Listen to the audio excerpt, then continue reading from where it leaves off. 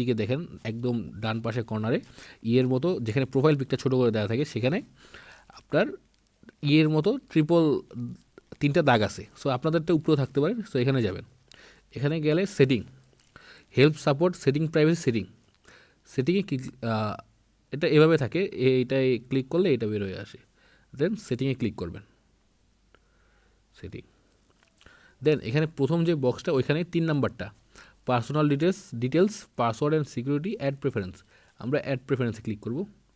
Add প্রেফারেন্সে click করলে একদম শেষের যে বক্সটা সেখানে ম্যানেজ অ্যাকাউন্ট, এখানে ক্লিক করলাম।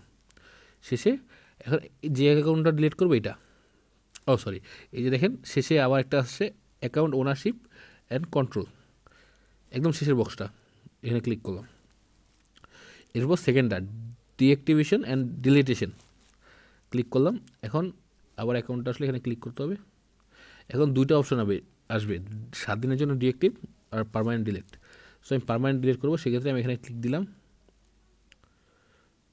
এখন দেখাইতেছে কী কী আছে, এটা আমরা পেজ ছিল তো ওই জন্যই খোলা ছিল, বাট ডিলিট করে দিলাম।